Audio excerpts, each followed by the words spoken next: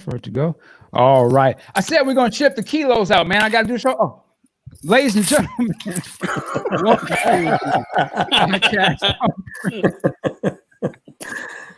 Lord, we are here. Hopefully you guys are doing well. Welcome. We're going to salute all our friends over on let me look down here, Facebook and YouTube. We're live right now. So jump into the room, start putting your questions and comments in the comment section, and we're going to jump on those. And before we get any further, please, if you can, smash that like button. It helps out the show. And just, we want to make sure everyone can see that this is going live. So if you want, share this link, tell your friends, tell some other Prince fans, hey, jump on. They're getting ready to go. So without further ado, I'm going to introduce everybody that's coming. I can do them one-on-one, but I'm going to just bring everybody in and we'll go through here. So ladies and gentlemen, let's welcome in Scottie Baldwin, sir. Hello, sir. How you, man? I'm well, thank you. All right, good to see you. And Mr. Dave Hampton, sir, how are you? Hey, what's happening, you guys? You got your, is that an official symbol hat there? You got that? Yeah, man, it's official. Okay, I'm just checking. And of course, last but not least, my brother, Big Sexy and Saxer, how are you? Man, I drank too much tequila last night. Oh Lord. Big Living Sexy, that you drink a lot.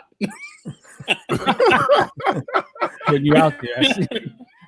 He started misspelling his posts at the end of all those tequila. Oh no. I said, oh, he's gone now.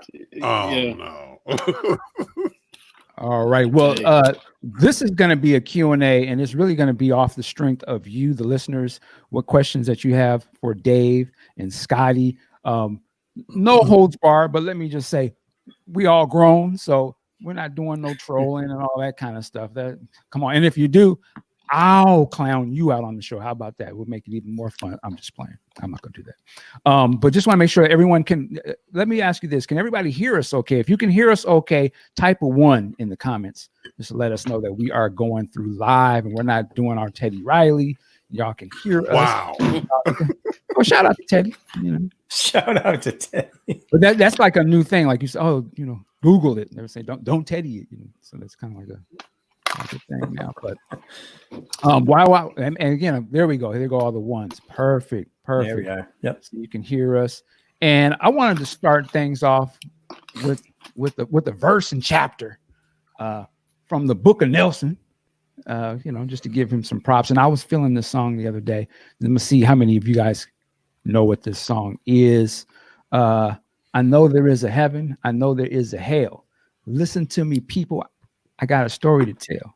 I know there was confusion and lightning all around me, but that's when I called his name. Don't you know he found me? Yes. So there you go. Y'all, let me see who knows that song. Oh, there we go. Nelson. Book of Nelson. I know. That's right. Love Sexy album. All right. Oh, yeah, people are coming in. All right. So again, welcome you guys. We're just going to get this thing started. We're not going to play around. So let's jump into some questions. Let's see. We're going to jump into this one and let's see what this is. Mr. Steal Your Girl for Life. Okay. I love that. Is it true that Prince entertained the idea of him selling recordings of his concerts during the Jam of the Year tour? I remember getting a questionnaire. Does anyone remember this? Or? I don't think I didn't get one, and I wasn't around during Jam of the Year, so I don't know. Was he selling recordings? I don't doubt it. We were talking about monetizing those shows in 2002, so I don't see why they wouldn't have happened earlier than that. But I don't specifically know about Jam of the Year. Okay. All right. We're going to keep it moving. Marcus Bonton says, did Prince really record every show and after show? Thanks for this cue. Yeah. Dave and I both know that because I would record them.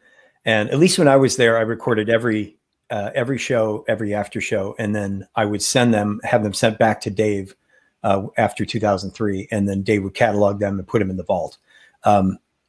There were certain times, this is an extension of Marcus's question. There were certain times Prince didn't want to be recorded. And that was mostly at sound checks. There was one particular time, anecdotally, that the band went into about a 10-minute jam. And when they got done, he said, on the one, and then he said, oh, good Lord, Scottie, I hope you recorded that. And I shook my head no. And he said, oh, like that. And so I ran from my console. I ran up to the stage. This was in 2004. I ran up the hole, up onto the stage. And I went over to him and I said, not loudly so anyone else could hear, but I said, hey, man, if I would have recorded that, I would have gotten in trouble. If you want something recorded, you have to just call my name. And then when I look at you, just nod your head upward and I'll start recording. So I wanted to make sure we had that we had that protocol down, because then I'm blamed if I don't record something, and in trouble if I did. So from then on, during sound checks, especially, it was a lot that year. He would just say, Scottie. And I would look up at him and he would just nod up, and I would just fade up the recording on the one. And so he had a lot of sound checks recorded as well, Marcus. Okay. Yeah, we used to send 2 sets out. So for everything I got back at the studio, Prince also got a set right after the show that he listened to. He listened to a DAT right after the show that Scottie would hand him, and then the others would come back to Paisley. Nice. What was the security like on stuff like that, like in terms of the tape? Well, before I got there, it was not good. It was not good. I had a form that had open date and a signature at the bottom. What I would do is, when I would hand either Trevor Allen or Zachary March, or Trevor Allen, the security guys, after every show, one of those 2 guys would come over to me. I'd make them write. I filled in the date. I filled in the number of DATs or the number of whatever I was handing over, and I make them sign their name. Usually they just scribble their name. And I did that to protect myself, to say, I handed you these things on this date. And nobody else I know, no other front of house guy I know, or engineer, I should say, does that. I did it because I was trying to protect the fact that I was handing stuff over.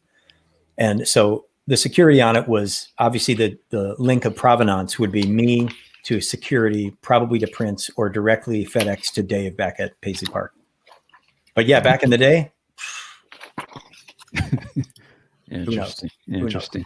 All right, we're going to jump into it. So Miss McQueen says, why do you think the Associated Prince people didn't promote his book and are only interested in something related to him when it involves them?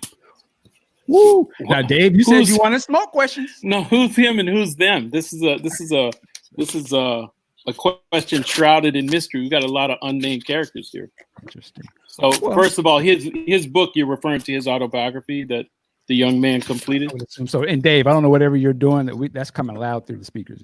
Oh, sorry. Yeah, Dave's doing his taxes. No, I was looking cutting onions or something. I have my box of smoke right here, and I was actually looking through for a picture of what security on digital assets look like. So okay. I thought you mentioned smokes, but that's okay. No. Back to the question. Who knows? I think with all those things that involve books and everything else, there's a timeline involved that none of us know about, and that somebody else is determining, whoever these people are. And I don't think it's necessarily in line with anything that's been put out there or put up for everybody's perusal. I think you have music assets that are being developed concurrently, and then when you have something like a book, which is a defined piece of artifact that he touched a portion of at some point in his life, it becomes a very strong thing to use if used correctly. But who knows who's calling the shots on that? And the question was so general, I don't know who she's describing, but back to what we always say, it's just a lot of people involved, a lot of different stories. So. All right, we're gonna give Miss McQueen another one. This is one that came through. Has either of you had any requests from the estate to advise any contact at all, or have you guys been contacted by the estate to do any sort of work or anything? Andrea Swenson contacted me to do an addendum and an interview to the liner notes that I wrote for the One Night Alone Live box set, because that's coming out on vinyl now. That'll be Prince Up All Night with Prince or something like that, Up All Night. And so they want an interview and maybe some embellishment on the liner notes I wrote for that. Otherwise, it's been limited, if any, contact. formally. Yeah, I was contacted way in the beginning, but it was very poorly, and it was not by somebody who I kind of viewed as representing anything official. Because when I asked for kind of official status of everything or put it on paper, it didn't happen. So I didn't take it seriously. Now, in the spirit of how you asked the question of the who's and the how. Come on, Captain Smoke. You don't care to enlighten or? Well, yeah. I mean, I've enlightened you guys before, and I think somebody just asked me this after the last broadcast. But Kirk Johnson had called me maybe a week or so after, and had asked me if I would come out and help them or do whatever. And I was like, oh, that's cool. But if this is an official request, hey, just put it on paper and I'll get it to the people who represent me, and we'll figure out what there is that can be done. Because it's, number one, I'm all the way out here. I haven't been in that situation in a little while. I never worked directly with him, so I don't know his authority or whatever. So you got to, if you're going to stick your hands in history, you better be sure that you're standing next to somebody historic, right? Mm. And I already was, so I don't need to jeopardize that by standing next to any questionable people or individuals or motives. To step off into that early just didn't feel comfortable to me. Even though some of us, myself, a couple of the other people that were there, we had plenty of input as to how the facility works. It's more than that right then at that moment. That's just a lot. That's just a lot. And I didn't need to anyway. I was really feeling like I wasn't supposed to be there, and in fact, I wasn't, because soon after that is when my daughter passed, and I needed to be here with my family. I respect that. All right, sorry to hear that. I was going to ask something close to that, but aside from the estate, and I don't know, well, I know some of the answers to these, but have you guys been approached to do any other like possible projects with Prince or about Prince? I think there's a lot of people who are doing stuff, and so they preliminarily call folks and ask questions. I know myself and some of the other engineers have been asked by different factions who are either doing movies or doing stuff, just what was going on during our time and things like that. But nothing where anybody's paying us. So if that's your question, if everybody wants to, are they making any money? No, not that I know of. Yeah. All right. And keep asking your questions, and we're going to get to those. But real quick, before we forget about it, I'm curious, Dave and Scott, and we'll start with Scotty. What were your thoughts of the Grammys tribute to Prince? Oh, I thought it was interesting. It's those things are never. You have to realize that on January 20th, 2016, when Prince and I were rehearsing the piano show, it was only Prince and I at Paisley Park for 3 hours talking the show through. It was one of my favorite times with him, and not because it was near the end. It's just because he was laughing and having fun, and we were talking about old people and bunkers and sitting in with Dr. Mambo's combo, and there was all sorts of memories that we were talking about during that. And then he played through the set list. Now I didn't see that there was an actual personal autobiographical aspect to the show. But during when we were discussing the show and what's going to happen, and can you do that effect? And yeah, I can do that. And then he said, now right here between these songs, I might play a David Bowie song. But I don't know any. So I might just say something about him. He said, I'm not into tributes. I'll let all those other artists do tributes. Now that was telling, because it went by quickly when we were discussing it. But then later, when all the tributes started happening, I thought, well, that's interesting. He wasn't into tributes. So I know from his perspective, and of course, with TV, they light it a certain way. It's as Prince used to call it. I mean, when I was around, he used to be dogging lighting guys. After Roy left, people lit it different ways, and it didn't have that signature thing that Roy had established in the lighting and the look and the set design and all that. And Prince used to call it cafeteria lighting. Y'all lighting me like I'm in a cafeteria. Hilarious. And that had and the CBS show had a cafeteria look to it. It had a bright light look to it. It wasn't sexy.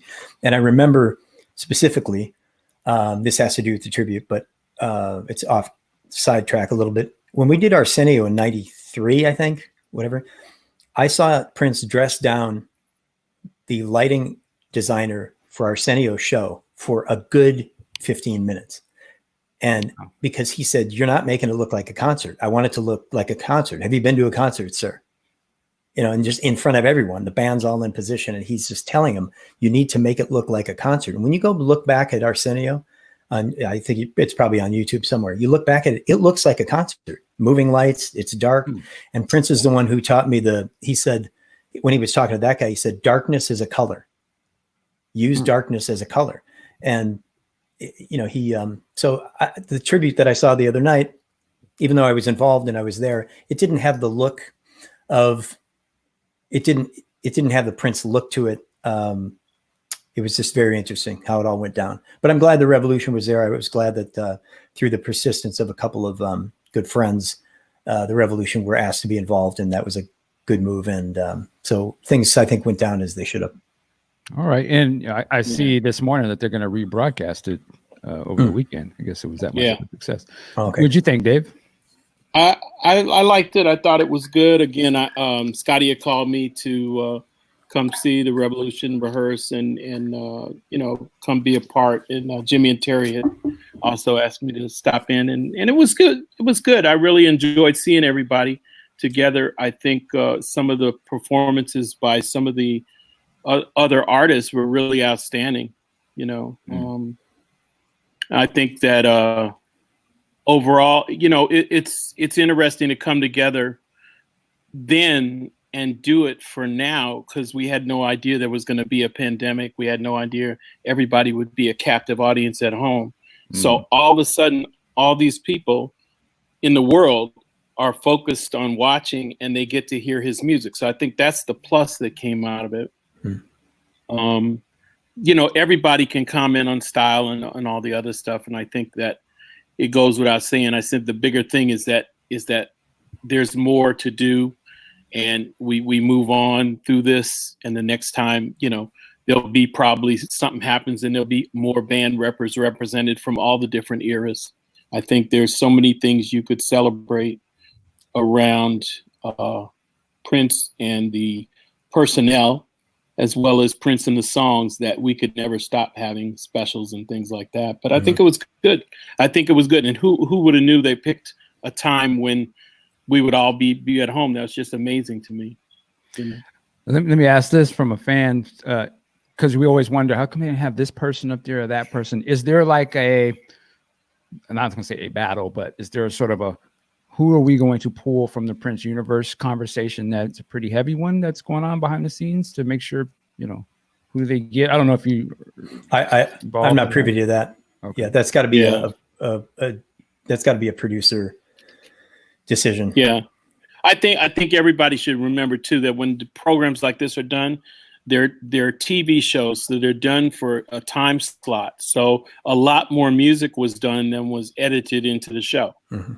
And who's picking it, who's editing it, that all has to do with what everyone sees. So there's a lot of tunes that didn't get played, and there's a lot of music that's still left to be done. You know, it's a big subject. Prince is a big subject. So to confine him to a mini musical special, it's cool, and it's great that we could do it. But we all know that there's a lot of things, people and things that may have been left out, but it just, you know, there's always another time to do it. And I think it's good that they're going to re-air it. I think it's good for Grammy. They need to do some things that are life affirming and that are just really positive at this point, and lift up the whole music piece that right now creatives need something like this to look at. All right. We're going to get right into it. Y'all going to help me out with this name right here. Beguiled. Okay. Beguiled. So they come in, they're going at you, Dave. It said, Dave, smoke time. You said you believe Prince had a will. Do you believe somebody destroyed, or Prince destroyed it himself?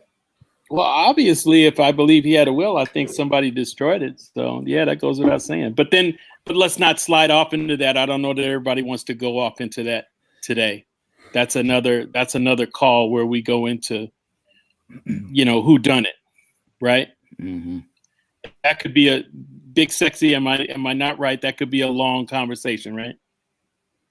Is he still It could be there? a long conversation, but the other part of that question, the person said, did Prince destroy it himself? If a person destroys their own will, it is considered revoked, and that is allowable. So that's really two different scenarios you're talking about.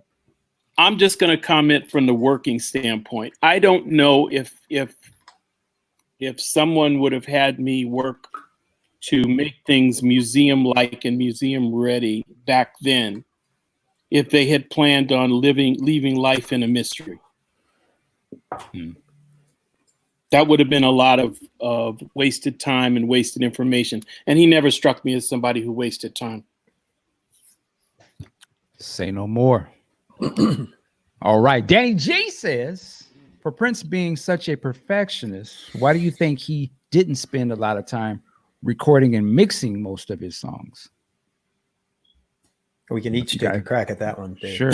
I will say this. Yeah. He had there was so much in him that I don't think he it's twofold. To answer Danny's question specifically, he always wanted to work on the next thing. He was getting things down and working on the next project, the next recording, the next song. And also he never suffered getting caught up in the technical, being mired in technicality. I mean, I know engineers and producers in the studio that take a full day to mic a drum set. I had to pull a drum set into the rock room on several occasions in the early 90s. And the engineers would literally just throw 6 or 8 mics on the kit. I know Diamonds and Pearls, for what a magnificent song that is and how it sounds great, the drums, and that was mic'd in minutes. So he never got caught up in the technicality of it. He wanted to get through it almost real time and then get it done, because you remember, he's a prolific live performer. So everything to him is in the moment. And right. So he wanted to do it then and then move on. All right. Dave, you going through your smoke files again? Smoke file. I was actually going through my smoke files. There's actually a quote. I couldn't find it, but I have it. But it's from the composer. Dave you literally came with receipts. I love that. No, I keep it in my Bible, man, and it's right there. It's from the composer Brahms, and it was an interview he did, and he did the interview and under the conditions that it was released like 50 years after his death. So basically, he was describing how songs come to him, and he said the ideas come to me fully clothed, right? And the concept is that when somebody gets an idea or inspiration, it comes to them in a state that only they and the sender really understand. And so I don't think he worried about, let me spend my time mixing. When it came out, it was pretty close to what he was hearing. And he worked at refining it so much that, there was some mixing work to do, but not as much as artists today. I mean, artists today, there's a lot more fixing than there is mixing. So, yes. so he really refined the idea to where it was coming. It was what was playing in his head, and that's why I feel he didn't spend a lot of time on it. All right, okay. Movie buff for Scotty. The first night of Piano on a Microphone on Australia, there were reports of unusual behavior by Prince, leaving short show. Can you describe that show in detail? Was Prince concerningly thin? Let's go backwards. Was Prince concerningly thin? I didn't notice it. It didn't stand out to me. I saw a picture months after he had passed on. He has a skull cap on, and it's from the side, and you can really see his Adam's apple. And it was, and I went, whoa! I said, that's got to be fake. And I think I hit up Funkenberry or somebody. I was like, is this photo for real? And he said, yeah, that was taken from Sydney, or I think it was Sydney, as a matter of fact. It's so hard to say. I don't. To me, he was respectfully, he was erratic that entire trip. It was not the norm. something was off. And we had just come on the heels of the show at Paisley Park, which was amazing. And I think the show of his career, again, not because I was involved, just because of the autobiographical nature, the solo nature of the performance, all that stuff. And then to land and just be off, I have to thank Kirk for supporting me. I would have left a lot earlier.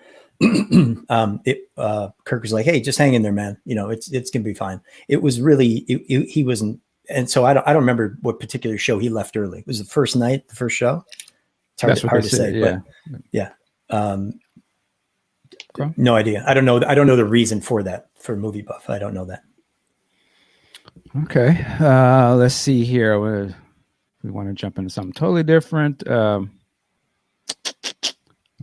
Bear with me, ladies and gentlemen. The comments are jumping in front of me. Scotty.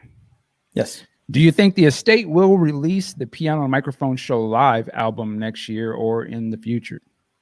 A lot of people wonder about that. Marcus, yes, for sure. I mean, if you're sitting on, to me, candidly, you could release every one of his albums, re-release them on vinyl, remastered. You could go in the vault and get a bunch of stuff. Nothing's going to sell like that live show at Paisley Park. It just won't. It was near the end. The autobiographical nature of that night was really special. The people that were in the room felt it. It will undoubtedly, if you're sitting on that and you can release it and get all the remuneration that is due to someone who, that's a gold mine of a show. It was to be in the room, and there's no doubt they're going to release that in the future, of course. I don't know when though, Marcus. I have no in as far as that. I know I'll be involved. Someone did tell me, hey, when it comes time to do this, will you be involved in talking about your memories? Do you have any photos? They've already sort of preemptively asked me for stuff like that. I was like, yeah, I'll share any thoughts and memories I can. All right. So, yes. And we got a super chat question here, so I want to make sure we answer that. And I appreciate it, Serena. Thank you for the super chat. Her question is, I don't know if it'll let me show it on the screen. Her question is, why do they only seem to do the Purple Rain era? He was so much more than that. Why don't they show more? Where was the MPG Third Eye? I think maybe she may be referring to the tribute, but just in general, if you guys can just answer, why do you think they always revert back to the Purple Rain stuff? I think one of the main reasons is that the movie was such a pivotal entrance of the Minnesota music experience into the music minds of everybody. It launched all those careers. It launched a sound. And I think it's the easiest starting point for a lot of people. The trouble is, much like with the legacy and the other things, when you curate something from the second and third and fourth instead of the actual very first origins of something, you then have to pick up a chronology that you skipped over a lot. And consequently, you've got to figure out a way to get the story back on track. It's one of those things. It's the easiest point of light. Like I said, when somebody's saying, let's do a TV special, Prince is no longer here, but the highest thing that everybody can associate with Prince that goes generational is Purple Rain, the movie, right? So you have to look at how people just do those selections of what to do, why to do it. And it's just a byproduct of the production triangle that Scotty brought up last time. Okay. I'll add a little. I'm not one to engage in smoke, but I will on this. I think Sheila being the MD and Terry and Jimmy, they are known for a certain era, so they are naturally going to gravitate toward that era and those eras of songs. Plus, when they had the sit down, I'm sure they said, "What do you think?" And the producer probably said, "Yeah, let's go with that." They're not going to do something off For You or Dirty Mind and you're right. Third Eye Girl, the NPG. I mean, they could have done a lot. And when you have unlimited budget, remember there's no right side of the menu for CBS. I'm here to tell you, they built a stage from scratch. So money is not an issue.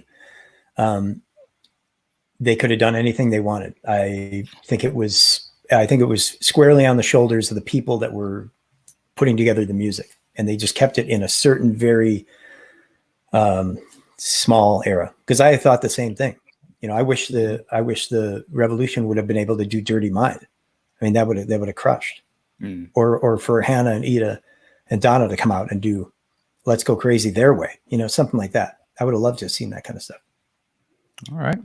And you know, in the immortal words of Billy, this is a business. And we ain't too far going to see that yet. All right. Let's jump into this one. I think this is for Dave. Yeah. Is it Ian? Yeah, Ian Boxall. Ian Boxall. So Ian Boxall recorded some of Prince's best work. Any thoughts on his self-releasing of Prince's music? And I believe this is the Deliverance project. Well, Deliverance project, but just so we can go back over the history of Ian Boxall, because it really needs to be made clear. I was the one that brought Ian Boxall there. He's one of the engineers that was on our team. Prince selected him to be his engineer once our project was over and we were back, and everybody was headed back to LA. Ian's a real good engineer. I've worked with him on several projects over a long period of time, and very trustworthy person. I think that as time goes on and they settle all those issues, we'll, as an engineering team, we'll be able to say more. I think that the stuff has been settled somewhat. I just think it's better for us to comment on it together as an engineering unit when everything's clear. I don't want to get him into trouble, and I'm not going to let anybody try and put me in that bullshit. But the bottom line is, you know, he was a very good and trusted engineer and did his job. And I think the best work, that one particular album is very pivotal, considering Prince is no longer here and considering the subject matter on the album. So I really think that hopefully one day they will release it. I hope if they release it, they take the time to get the story right as to the songs and what the nature of it was about. I hope they talk to the engineers and musicians who also worked on the project and not kind of award the mix to somebody else who has no history with Prince. I had a very, very interesting long conversation with Chuck Zwicky, one of the early engineers, and we're all of the same thought pattern. Most of us engineers, no matter what era we were in, it's very strange that a lot of us are still alive, but they don't seem to go to the other people who are in the room to find out some history on the production level of the songs and the things that were happening. And that's a concern for a lot of us, just not so much for the individuals, but for saying something is something when it may have a deeper truth, you know. Interesting. We could go more into that, but I want to make sure we get people's questions. So we'll come back to that another time. But Ian's a cool guy. I talk to him probably every month, and as soon as he gets free and clear and legal, he can say something. I don't mind being on your show with him, Michael, nor with any of the team that we had assembled. All right, well, let's do that. We'll do that. And I apologize if you hear the train in the background. I think it's romantic. I think it's romantic. It is what it is. Is it a Gap Band or so? What is it? There you go. Yeah, they're practicing the Essence Fest. Anyway, Violet Brown, she's got a question. Shout out to Violet. Hey. Says, beyond educational background work experience, how did Scottie know he wanted to recommend Dave to Prince? That's a good question. It's because when Dave and I met on Maxwell, Dave didn't do playback. He was helping out. That wasn't his normal gig. He did playback for Maxwell, which means he ran the computers that played the backing tracks and some of the interstitial stuff and some of the drum beats and such, which are all used at concerts now. Dave was one of the pioneers of playback. He and Mike McKnight were one of two or three guys that started that in the industry. Okay. And now it's prolific. It's in every artist's repertoire. Anyway, I watched the way Dave did it. He did it for cheap, he did it fast, and he did it well. And he violated that production triangle. He did it for cheap, fast, and good. He got all three. They say you can only ever have two, but Dave had all three. And I watched him, and I'm sure he was watching me and the way I laid things out. And they would rehearse for a while, and then instead of taking a lunch, I would stay And I gave up my lunch because Maxwell would come in and say, "What are you hearing? What is going on here? Well, how's that?" And I said, "Well, this is, did you mean to do this? And what are you going to do at the end of that song?" And we would talk. And so Dave was watching me spend all my free time talking and working on the show. I was watching Dave and how he got things done. So I knew it was just a matter of time. And there are certain people that I wish I would have been able to plug into Prince, to that world. Dave, it just happened that Prince asked right at the right time. Just so it was more than just knowing Dave's history of being a technician and having run the yards and really carried the ball the whole way. It was his demeanor. Dave's really professional, and Paisley Park had never seen anyone like that. Even with the people respectfully who built the building, Dave came in there and saw all that, and I knew he would do. I'm glad he stayed for more than the 6 weeks originally contracted. You know, he stayed for 7 years, I think. Part of that was out in LA too, if I'm not wrong. So yeah, it's a no-brainer. I recommend Dave for anything I do. I'm always looking to make him part of what I do. Okay. And speaking of LA, Dave, I have a question here for you. Skylar Wars asks, have you ever seen the 3121 little mini movie that Prince had made? I don't think it was ever released. I know your buddy, I've heard your friend Ruth has that or has seen that. I know some. I mean, they were shooting things all the time at each one of the houses for the parties, and I don't know if we ever made the movies. I mean, we were so busy making the houses ready for the party, because sometimes we get word and sometimes we would get word right when they get on the plane. And so it got so I had to have a friend of ours at the sound company on call and say, "Hey, I need this, this, and this. Scotty's landing at 4:00. I need to be ready for sound check at 6." And we used to have to really do a fire drill on that to make some of these parties happen. I have never seen it, unless it's something that shows on YouTube and maybe an excerpt, but I've never officially seen the movies. I used to see people around there with cameras all the time shooting, and I just assumed it was Afshin doing what he does. You know, part of the thing is when you're working on those things, you're so busy just trying to get efficiency and make sure that none of the lines are seen. I still have some photos of those things. We had to make sure that we didn't break or chip any of the marble floors, bringing in and out sound equipment, converting these big, gigantic living rooms into stages. And so everything had, like, Scotty's whole area was on carpet, and his racks were on carpet. I had to do all these little things so that we just didn't damage the house, because it's a very beautiful home, you know. And so you're really doing that, and everybody else is just doing their job. And Afshin was so cool with how he and his guys did their thing, because they would just shoot and nobody would be in anybody's way. But you never had to have an official talk where you say, "Okay, look out for these guys, they're going to be here." The Prince production conversations were very minimal. It would usually be Ruth just saying, "Don't mind the guys with the cameras, they're just doing their thing," you know, and just be in and out of here. What time you guys be finished, you know? And you just complied. That's what it's about. A part of the beauty of the dances that I would have to do with Ruth is that it was never a struggle for power. You know, usually when you have somebody who's a principal and they have somebody at home base like me and somebody right next to him who's the shot caller like Ruth, sometimes you have struggle where everybody's vying for position and things. We never had that. We never had that. It was always, when Ruth was going to come to Paisley with him, I just said, "What time you guys land? What do you need?" And if she was not with him and he was flying back by himself, I said, "What time you need him on the plane?" and back to you. So you just automatically filled in the blank, because we knew it was about keeping this guy moving to the next destination, because this is part of being a team, you know. Wow. Okay. And you, I was curious, like being in that environment, that house, were you guys around when everybody would come in, all the celebrities, and have the party and stuff, or would you guys be? Yeah. You know, like, the first that was one, a kind of interesting laugh there, David.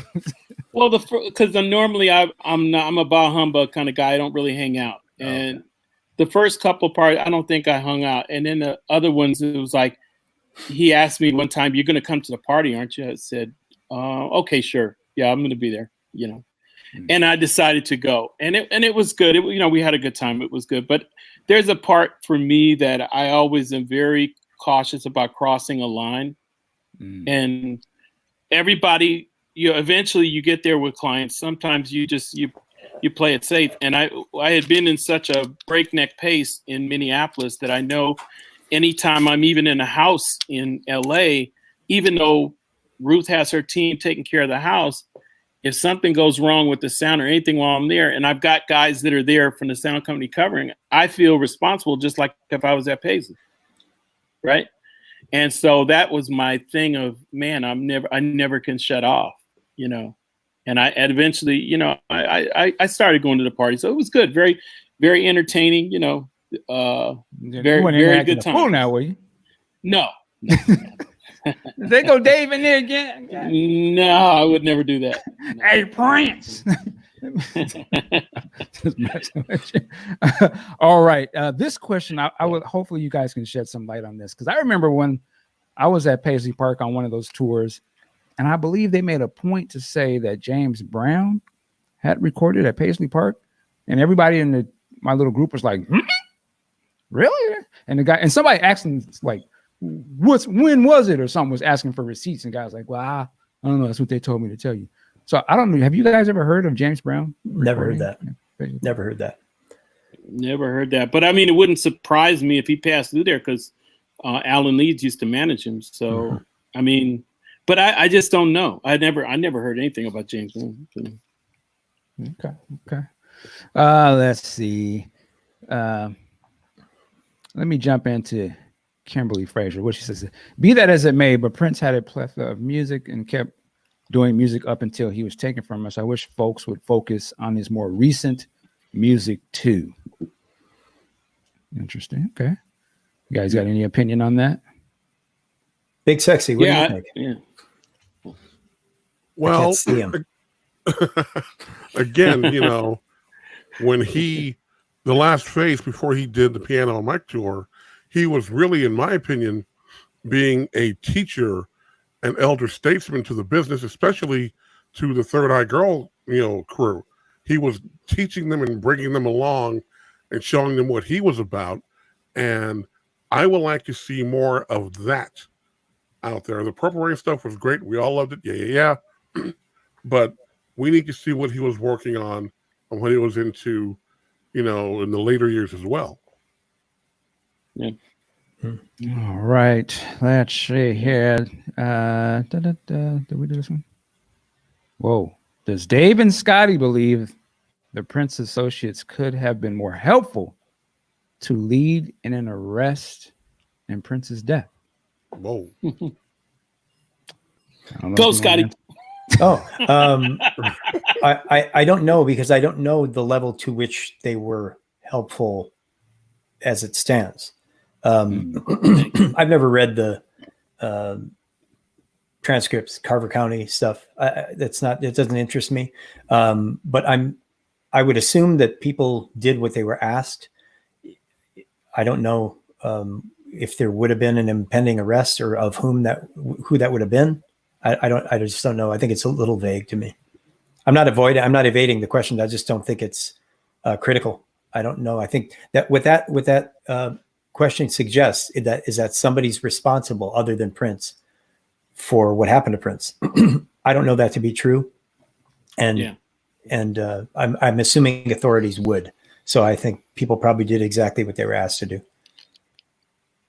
Okay. This is one of the, go ahead. This is one, I'm just going to look at it, and for the question it is, who is Prince's associates? Again, when people ask these questions, when they say Prince's associates, you mean everyone around him at the time of his death who was on payroll? Is that what they mean? Or do they mean Prince's associates as in any of us who were ever associated with Prince?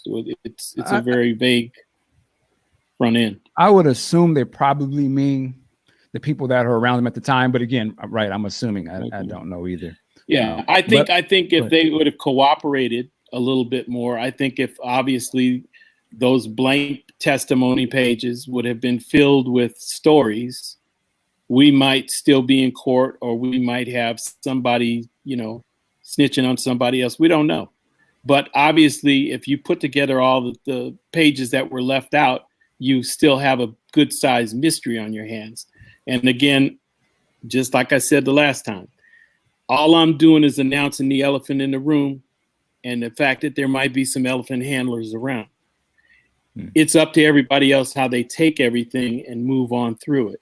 We might never get the answer, but it doesn't disregard the fact that somebody marched an elephant in the room called I'm Not Talking, right? And somebody followed it up, and 2 or 3 more people followed it up, and there's enough people following it up to where it really looks stinky when you look at the thing and spread out everything. So once you acknowledge that, then we're all living in truth, and you can move through it. You know, I wonder if it's going to be a case like for me, when Tupac passed, and there was a lot of conversation, and there was started to be books, and there was stuff that you heard on the street versus stuff you heard in the media. And then I think in the last few years, you'd start to see these actual TV series and movies and stuff online where specifically, calling people out by name and different things. And I wonder if it'd take that long before somebody that's not associated with Prince at all, just, a guy that's really on his investigation and I want to do this story. This needs to be found out. If they'll come later years from now and say, this is what we think happened. We got to talk to these people. This person now wants to talk, and you start to get the conversation. I wonder, is it going to take 20 years for, some straight answers and truth to the situation? But I don't know. I don't know if it's going to be that. I wouldn't put that out there as false hope. And one thing I would say is let's be realistic about it. Prince was very, he's responsible somewhat for saying yes to the people he had around him. For sure. So for all of us who are from the past, we're a part of his life because he invited us or had people hire us or whatever reason. And we were able to do a job and get through it and do what we did. Now, he's part and parcel responsible for the people he had around him during that time. For whatever reason he picked them. And so these are the things that happen. And unfortunately, if it happens and you're around a high profile individual, it runs the risk of following you the rest of your career. Just like a hit record. If he would have dropped a hit record, you'd be associated with the hit record. But if he drops, you're associated with him dropping. Right. So you've got that's the other thing that everybody has to realize, that it's got to be rough on everybody who was around him. I mean, my God, some people's blood pressure medication must be through the roof. I know what it takes me to live every day, and I try and do my best, but shit, I couldn't carry anything like that. Yeah, I can imagine. All right, let's shift gears a little bit. Cyber 2099 says, to both Michael, Scottie, and Dave, and we're going to throw Big Sexy in there as well, do you think live musicianship and Black groups will come back? And do you think the music industry will ever bring funky and good music back? I'm going to go to Dave first on that. It never left. I think live music is always going to be here. I think that's the one thing that when you listen to Prince music, you all of us can remember somebody who can actually do all that. And so it's very inspirational. And when we see that in younger artists, when I watch her, I see that quality in her performance, but she can actually play, Okay. When I see some of the new artistry, I see glimpses of that, and it's refreshing. I think you can't go anywhere without the stamp of the American soul music story being on what you do. I think everything is cyclical. I do believe that it all changed, and you have to search a little more for the soul now in music. And I don't just mean in soul music or Black music. I mean, you have to search for the soul and the heart of music now, because everyone's using the same plugins, the same keyboard patches. Mm-hmm. We're all drawing from the same well, and it's lost that permeable. You don't really see the musicianship or hear it or feel it as much anymore. But I do have faith, and I believe that long after I'm out of the industry, I'm sure the live music industry, that you'll see bands that come up there and don't have a playback engineer. They don't have tracks. They just play. And those bands still exist, but they're not dominant now. What's dominant is value, and they value money making, because artists aren't making money on streaming, and they're not making money on record sales. So they have to play live. That you would think that would be in favor of live groups coming back, but instead they use technology. We all use technology to assure that no one has a bad night, because all the eggs are in one basket. So I hope, Cyber 2099, that as much as you do, that black music, funk, soul, stuff that's gritty, and man, I listen to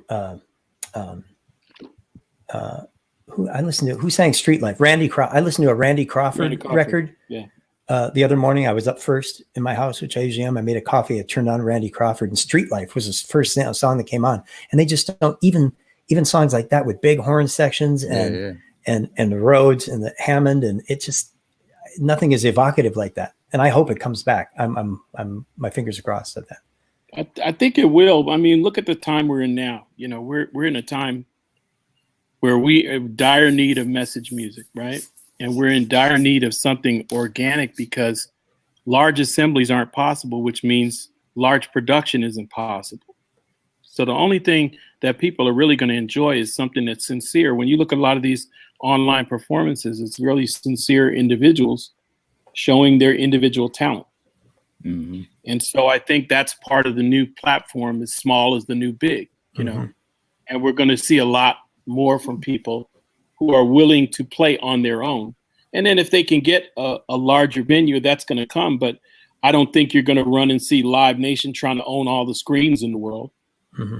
And AEG going to try and own all the laptops in the world. Just like, you know, if this was the bigger scenario, those entities would try and own all the platforms that everybody exploited themselves on. So I think now is the time for the new things to kind of take root. All right. Big Sexy, did you have anything you want to add to that? Yeah, I do. A lot of the bands are still playing, you know, the genuine, passionate, you know, R&B and soul music. We don't see them because they don't get the shine and exposure because of things like American Idol, X Factor, and things of that nature. They package it so it's easily digestible. And Scotty mentioned Randy Crawford. They got me thinking, you know, when I was young, you would see the Bar-Kays, you would see Ohio Players, the full Isley Brothers, you know, set. You don't see that anymore. You know, those bands and bands like that don't get the exposure that someone with a plug-in and Pro Tools and Auto-Tune gets. Why? I don't know. But they're not getting it. But when you go out there live and you see them, you're like, this is what I'm looking for. This is the feeling I'm trying to recapture. And it's kind of like it was back in the early 60s, where it was all about the singles. Everybody had to have a single. Then Sgt. Pepper came out, and the Beatles were like, you know what, we're not doing this. Mm-hmm. So at some point, someone's going to say, you know what, we're not doing this. We want the whole album experience, and hopefully that will bring it back to what we're familiar with and let more true bands show their musicianship in doing what they do. All right, I'm going to jump into this next question we got here from JD. So who were some musicians that stopped by Paisley that may be a surprise to us? Remember? Oh, wow. I walked around the corner once and Sting was in the kitchen eating a sandwich. And I had no idea Sting was, and I just stopped and he looked at me and said, hello. And I said, hey, man. And went in and got whatever. And so it was always kind of a surprise. Less famous musicians than you think. People tend to think that, well, I don't know what they think, but it seems like a lot of famous musicians came and recorded at Paisley Park. Mm-hmm. It's actually just a handful. Jeff Beck, I know, recorded there. Most people don't know who Jeff Beck is. Amy Mann, Till Tuesday, her group. Most people don't know who that is. Everyone knows who Sting is. There were some movies when Grumpy Old Men was being filmed. They had Mathau and Jack Lemmon and Jack Lemoncake, Walter Matthau, and Anne Margaret, 3 big Hollywood stars, come in and meet Prince. They brought Anne Margaret into Studio C to meet Prince during rehearsal. And then we walked in, and there were 2 houses built in the soundstage, and they were filming interior scenes of the houses. So it was that was mostly in the 90s. Prince started Dave, around your time, it was really more shut down, correct? And there was no. Yeah, we had people come in. I mean, I had, when Herbie came to town, I had Herbie, Michael Brecker, and the whole band there rehearsing for their show at the university. And then we also had Wallace Roney there, Jerry Allen, and Matthew Garrison there for that open house that we did. And occasionally we had some other people stop by and want to take a tour when they were in town for a concert, and we would give them a tour. We also had Jason Mraz, I think, started rehearsing there when we were there. A couple other people. All right. We're going to jump over to Rodney Fitzgerald. Shout out to Rodney. Says, Dave, explain the massive undertaking of keeping Paisley Park on track while finding things off kilter, and also programming the Lin 1 machines. My gosh, that's a lot. Keeping Paisley Park on track. The biggest thing was just it had just not been operational. So I just took a real hard line approach. So instead of using regular, if I was in LA, I'll give you an example. The last studio I was in LA and redid was ABC Dunhill, which used to be Lion's Share. And that was a studio 2 previous times. So it was not an original construction. And we just called regular studio electricians and regular studio people. For Paisley Park, it was so big, I used commercial electrical people. I used people who work on generators, power plants, and big buildings, because they're not jaded. They just know power, and they know consumption, and they know the area. They know everything, and they don't look at anything as far as what's this. And I needed somebody just to tell me what was going on electrically, what was going on in the area, because they're used to dealing with the geology and everything. And so we just took a very hard line approach. And it seemed silly sometimes when people would come, because I would have meters I think for 2 weeks, I ran meters on all the different things to run ground tests. So you could see what the grounding changed like in the day and the night, when the temperature changed, everything. Okay. And it runs a tape, and you just read the tape, and then you compare all the things. But it's extreme. But if something had never been working or hadn't worked for a long, long time, and you were inheriting it, and you got no pattern of what it did before, or what it did before was from another time, you have to kind of see how it's going to run or see what the problems are going to be. So a lot of it was just taking a very literal approach to every little thing. As far as the Lin machines, I sent them back to, I sent one back, and then I brought one back with me, and we went to Bruce Forat at Forat Electronics in Studio City. And Bruce is the guy who makes everybody's drum machine run in the like all the MPC covers and stuff MPC, like that. anything. And so he's the one that added some of the sizzle that we put on the machines, the last tune-ups we did to the machine, to make them kind of like on par or better than the drum machines that they sell now. But but a lot of that. All right. We got one for Scotty. It's at Baron3121. Scotty, any thoughts on Prince giving orders to the sound man during the show?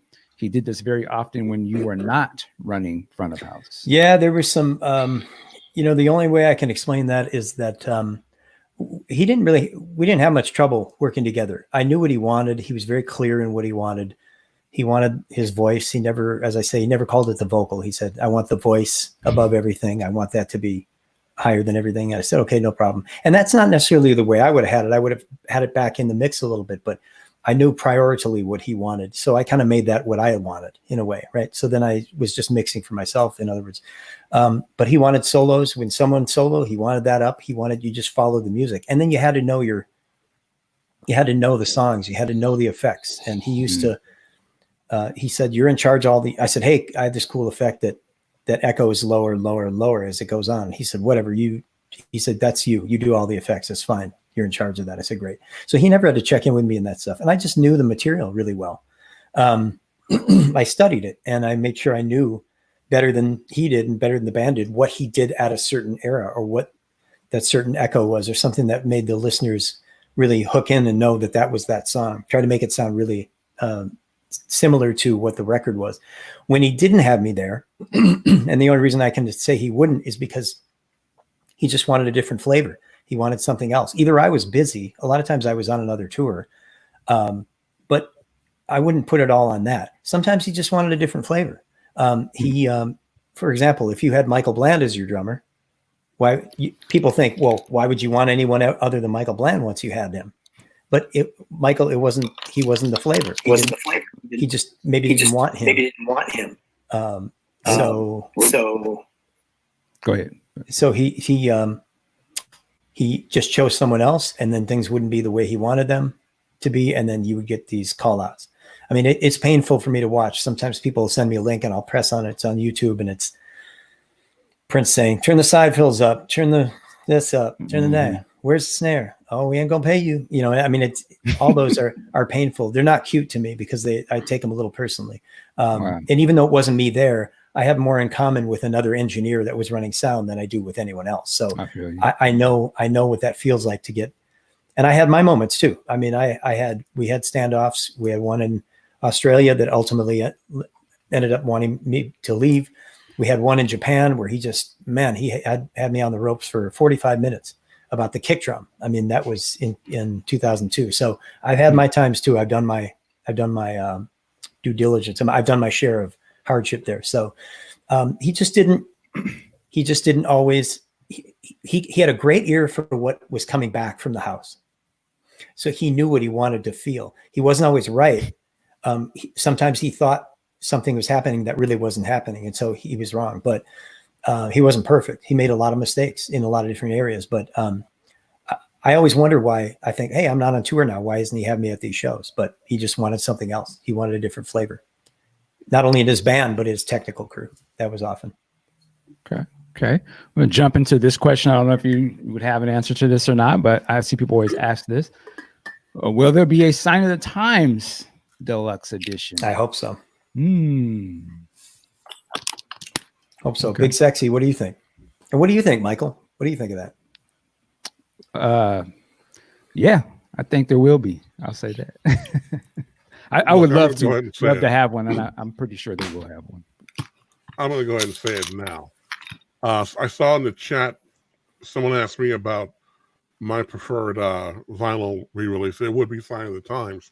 Oh, okay. And the thing is, it needs to get the full treatment, you know, and I don't think I'm wrong here, and I don't want to call anybody out because I don't know. I was not there. But the bottom end is just lacking in that whole album. Mm-hmm. That needs to be addressed. I agree. I agree with that. And if they can address that in a re-release on vinyl or in a high-resolution FLAC file like a DSD format, I'd be all over that. I'd buy them both. I'm funny that way. So whoever needs to get on that, that's the one that needs to happen. Yeah, his album sounded very, very different. Every album sounded really different.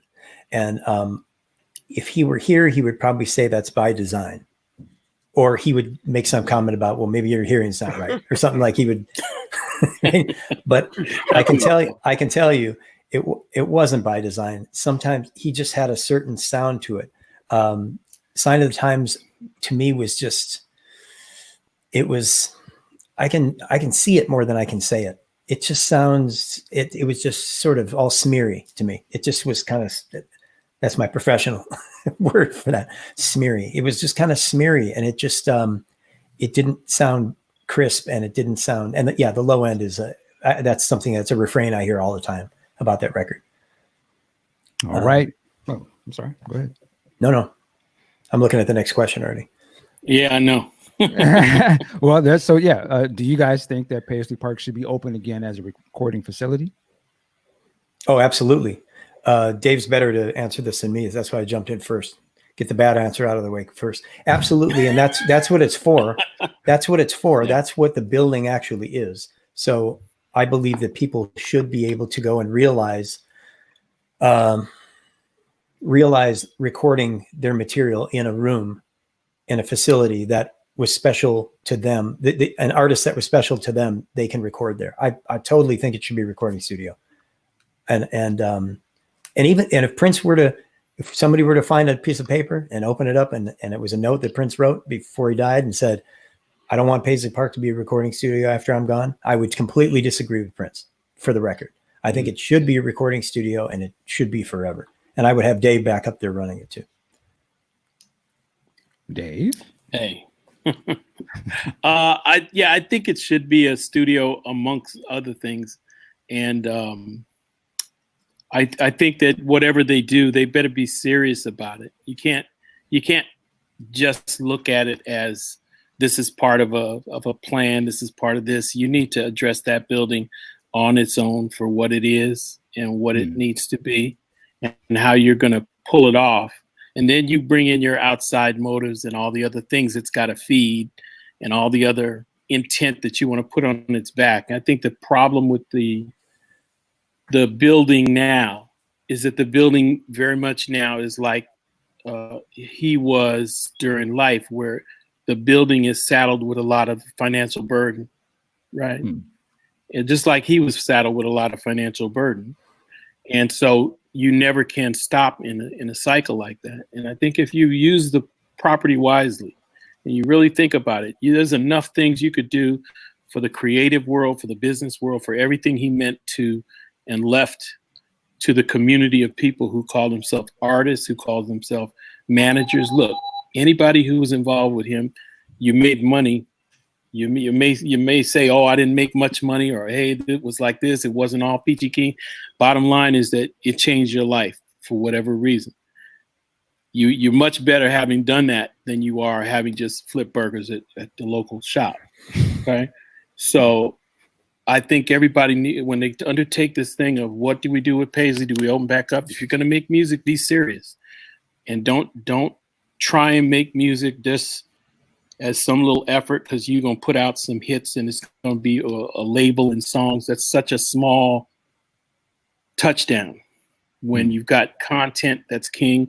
You've got streaming that's going on. You've got all these new things that are happening, and he was about being ahead of the curve. So you really got to put your mind on it, and you got to be sincere. I would do it under the right conditions, and I would do it with the right team. Couldn't do it by myself. I couldn't do what we did back in the day, where I could take on that. I would probably leave this earth trying to resurrect that on my own, or it has to be something that is probably done with a mind share of a lot of individuals who are from the past, because that's the only way you can really focus a dream like that. But it's the building is real special. You know, if I walk in there today, I would go put my hand on the wall and say, hey, how you doing? That's what I do most of the time when I come back anyway. So it's a real cool place. Real cool place. All right. I got to make sure we got a super chat here. Shout out to Vanity's Mirror. Thank you so much for that donation. We appreciate you so much. Thank you. Question on the screen, the 3121. What was the most musical, mind-blowing moment you ever witnessed Prince do while you were in the studio? Something that made your eyeballs pop out. You get any of those types of experiences with Prince? Dave, you might have had some, right?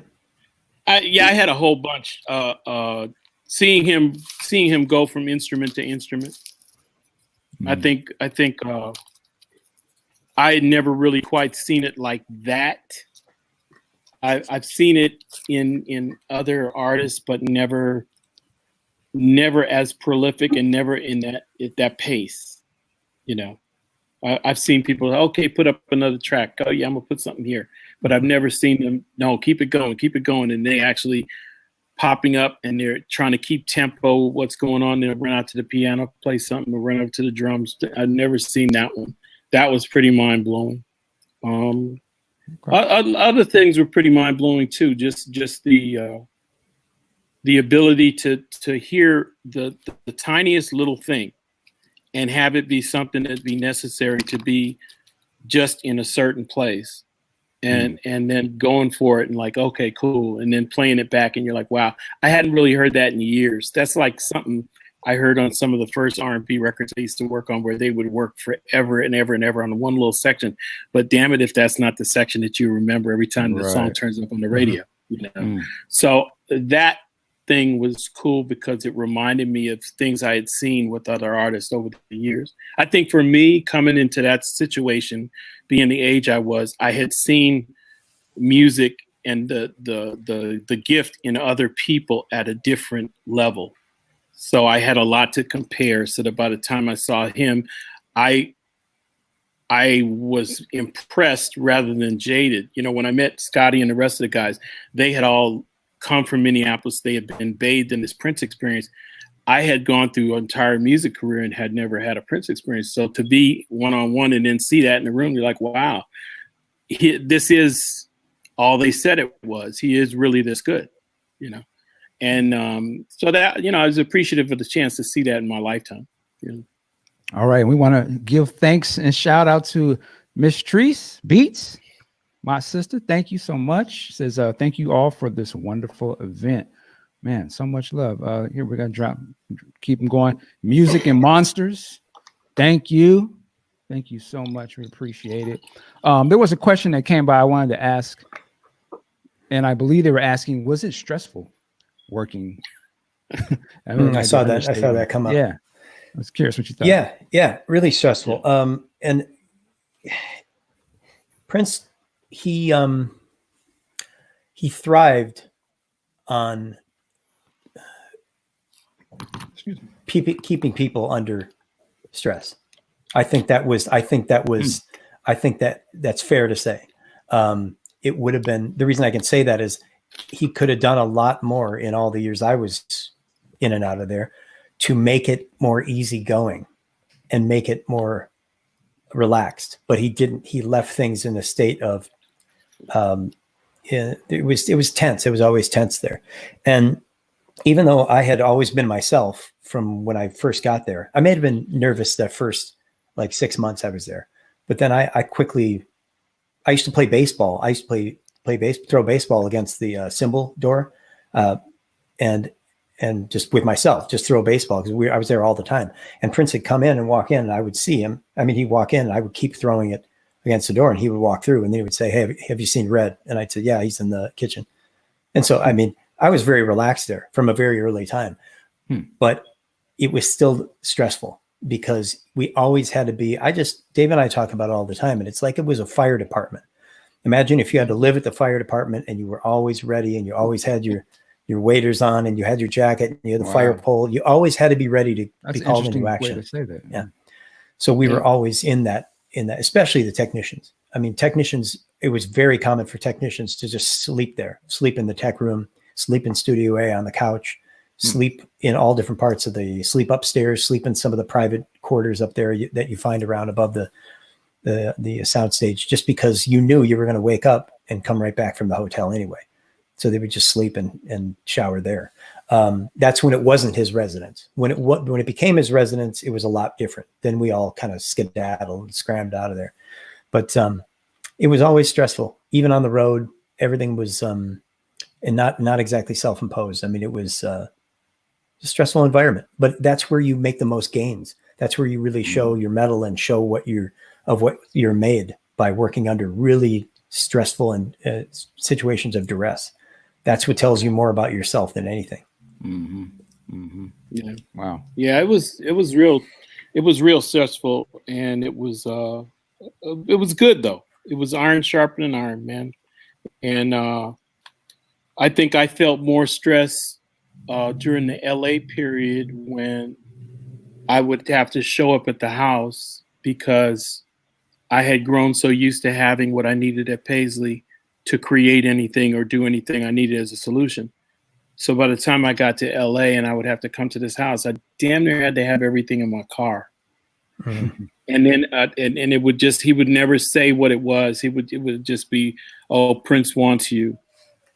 And then I would come up there, and then it would be bye. He would lay it on me, and then I'm like, okay, now I got to figure out how to turn this into this, you know. And we had some pretty hefty things that he would make requests on. You know, that last little LA period, you know, we were going into his little Hendrix period, and okay, he wanted quite a bit, you know. All right. Movie Buff again says, did Prince ever tell you why he had 2 rooms labeled the Black Album and Love Sexy at Paisley Park? And were there any other rooms named after albums at Paisley? You guys got any info on that? No. Were they labeled that when you were there, Dave? They weren't labeled that when I was there. Yeah. I remember at some point going into a room, and it was one of the old accounting offices or right near the wardrobe section upstairs. Right. And it said knowledge on it. So it was that was the Jehovah's Witness room. Yeah. He got me up there once and started reading scripture to me, and we were doing a comparative analysis on this Bible that had 4, you know, when you open the Bible, that had on each page there were 2 columns, and on the other page so it was 4 different Bibles, and it was a parallel Bible. Yeah. Okay, parallel Bible. Wow. And then he tried to give me the rap, and I. But it was funny. I want to ask you about that. But we were the only 2. Thank you, Rodney. Yeah, Rodney. Thank you, Rodney. I'm going to take that up. Thank you. Go ahead. Keep going. Rodney, good questions too. We were the only 2 at Paisley Park, and we were in his office talking. And we went upstairs, and then we went in that room of knowledge, but he shut the door. And I said, hey, why did I just hear like big reverb when you shut that door? Like, we're here alone, right? And he said, oh, you can leave, Scotty. You can leave anytime. I said, no, man, but it was just weird that he would shut the door to read the Bible. Maybe there was something to that room, and that he wanted to. You know what was behind that room though, right, Scotty? No, the spring reverb. The spring reverbs were hanging behind that room. So if you bust through the wall, we had these big plate reverbs that were suspended, and that was what was behind that wall. And in the I forgot what we used to call it, but it was the JW room where they do word study, right. Yeah. I forgot what the question was. Well, I was going to ask you, did you guys ever go to any of the Jehovah's Witness, the Kingdom Hall? Yeah. No, I didn't. Yeah, I went to word study with him. The whole team did. He invited us one day, and I had been on the road with Larry Graham for many years earlier, and so I've been to word study all around the world too when we were on tour, and when I was with Herbie and other people who are Buddhists, I chant with them. It's part of working with people is understanding what it is that they do when they worship, and if they invite you to worship, to go if you're comfortable enough. And I don't mind doing it because you learn a lot about people when they invite you into that space. So I always try and do that, Okay, that's like a form of respect. You dig? Like, yeah, for sure. KB asked Dave. Prince asked if you were a brother. The reaction to the title of that episode is Tell us what is a real intimate brother Prince stories? Wow, hilarious. Wow, this is. Hey, see, man. it's funny, but it's sad because I've never been one to count the black people in the room, right? But it's the reality, man. It's the reality that we live with. That our business is like this, and intimate Prince stories.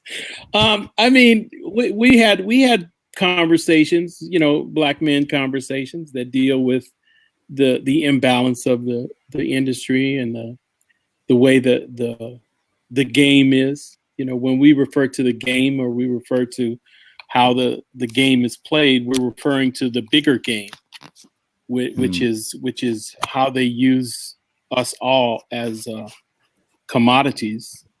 So he was well aware that he was a commodity, and he was well aware that I think he was comfortable with me talking about certain things because of my age and because he knew I probably couldn't do some of the things I could have done to be where I'm at with that experience without having gone through those doors.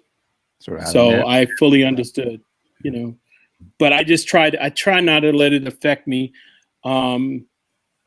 because it had for a long part of my career. You know, like I said, Scottie didn't share that with me about his brother until after he passed. I really didn't. He just told me Prince is going to call you. He didn't say, you know, that, you know, so I didn't really find out until after all these years, but then it would make sense. And I'm like, oh, okay, that's cool. And, you know, look, I don't mind if he said, hey, I'm just trying to help out. You know why? If it took me 44 years for somebody like him to give me seemingly a break, I'm cool. I mean, hey, if not me, who?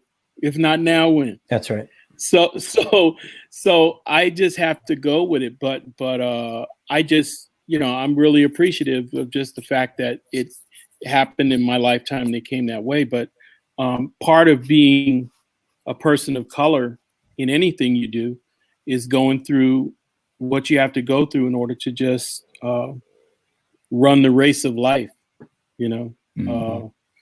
It's not fair that birds eat worms, okay, but they do it every day.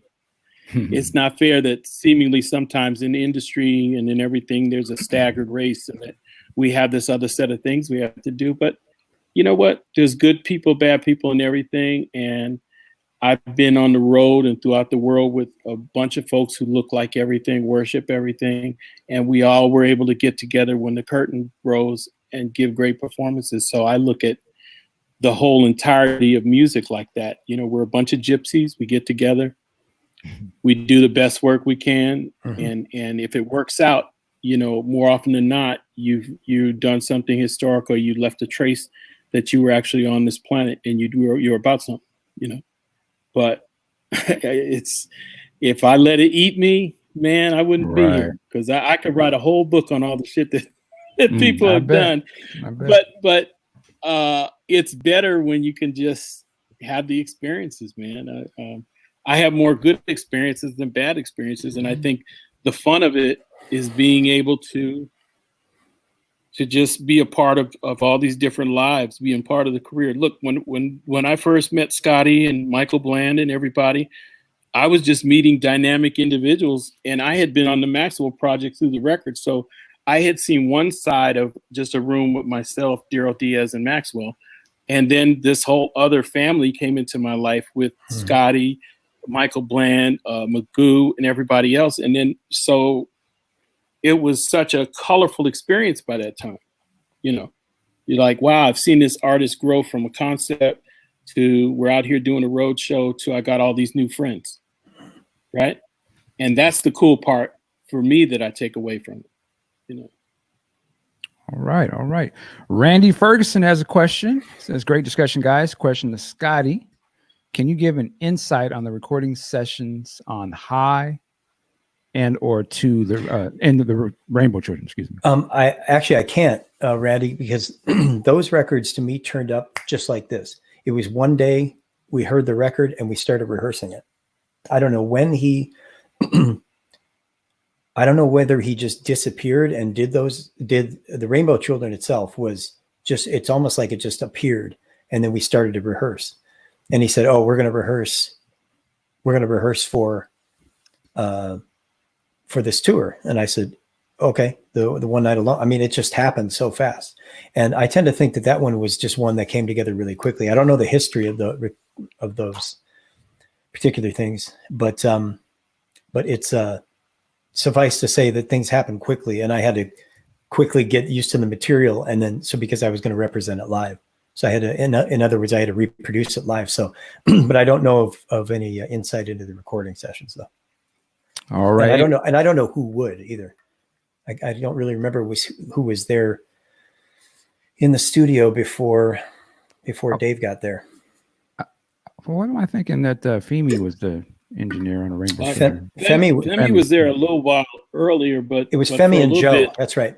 Joe. It was just Joe Lipinski. Yeah. Okay.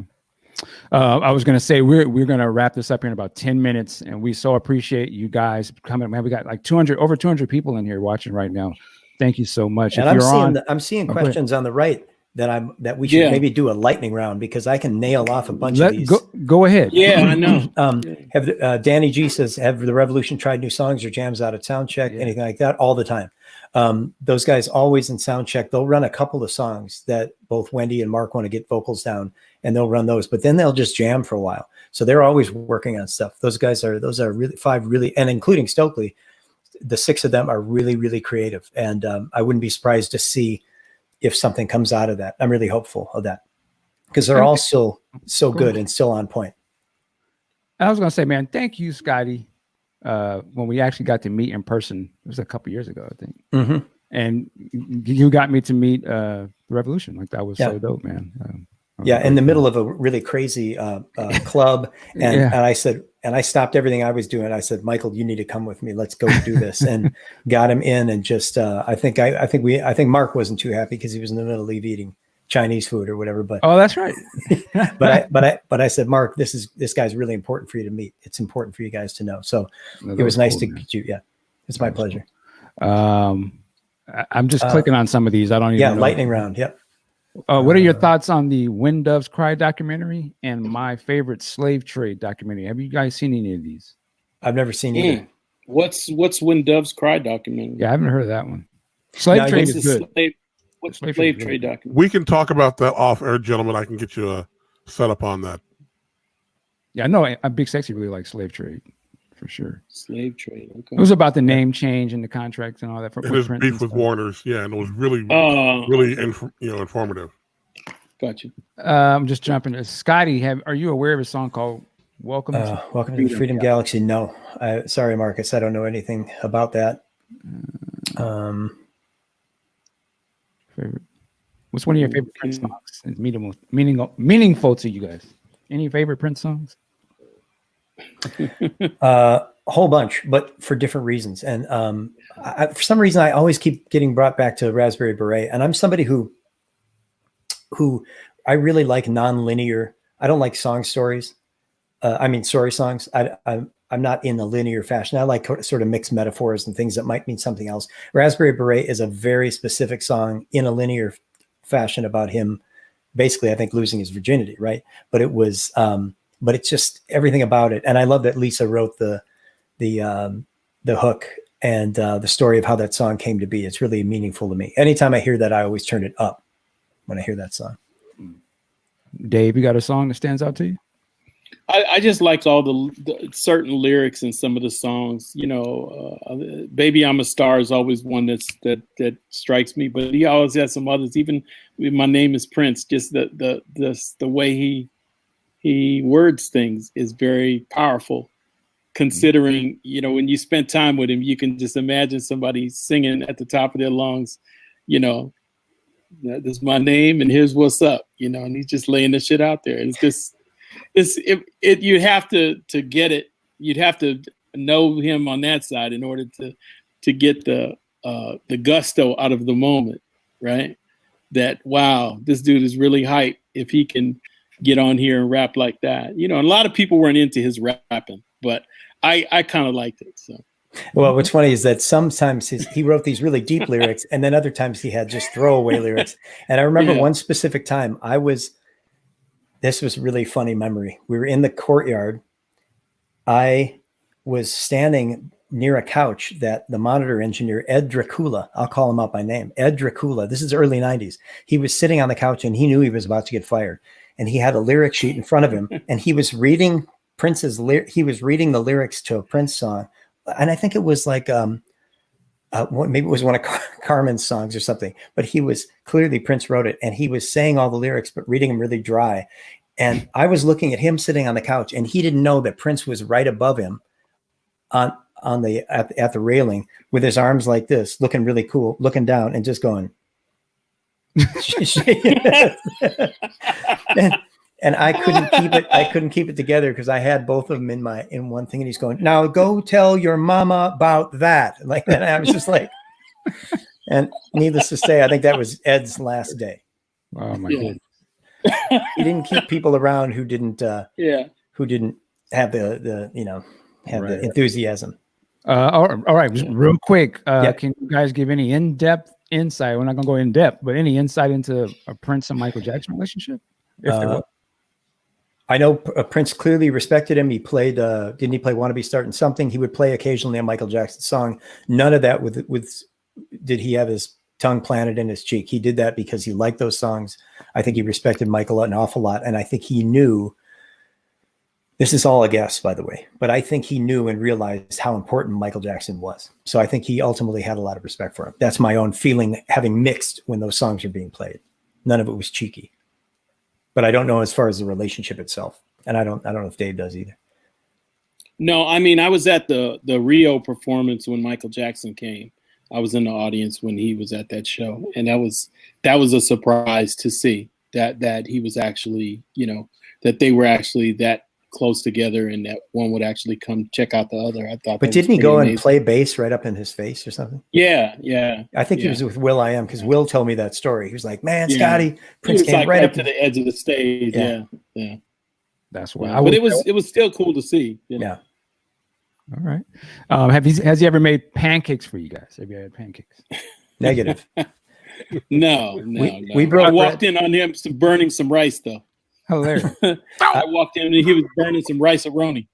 I only broke bread with him a few times, maybe a dozen times over all the years. But and the last time was at the Dakota when he wanted to have dinner and watch Vernon Reed's band. What was the name of the band again? Living Color. Living Color. Yeah. Living Color was at the Dakota, and Marone called and said, "Hey, he wants to meet you down there." So I came down there, and he was there with Candace Springs, his friend, and we had a big vegetable meal, all the best stuff. So he was gracious in that way, but never pancakes.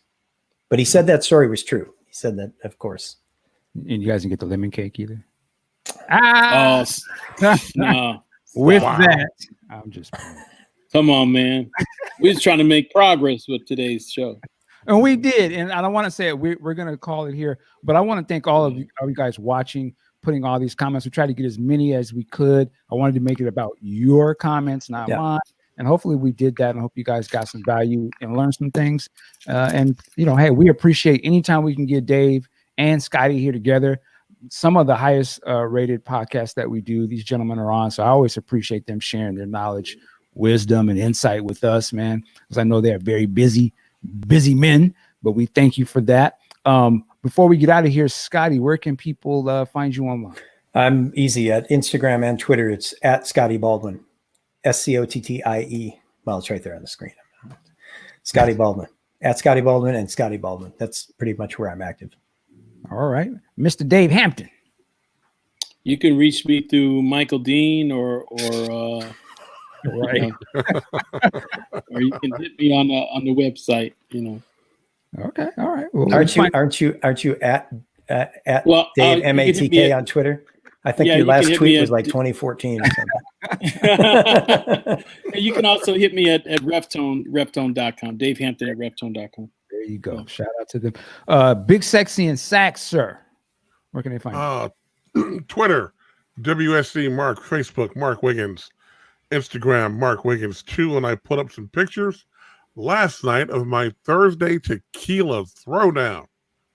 Okay. I don't drink. Damn, I'm not a big drinker. Paying for it today, but that's all right. That's all right.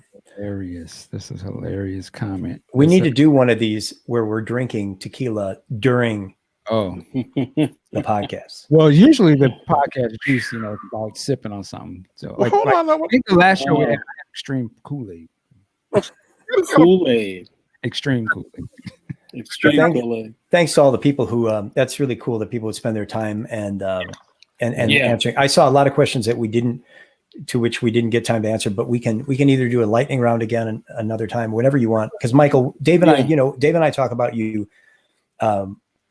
on our own time, and we really appreciate what you're doing, and that you have the forum, and that you can see this maturity in your style and what you're doing. It's just really great to see. I'm proud of you, and we'll do this anytime you want. We can do these lightning round too and hit all these questions next time in a row. We'll do another one. I appreciate it so much.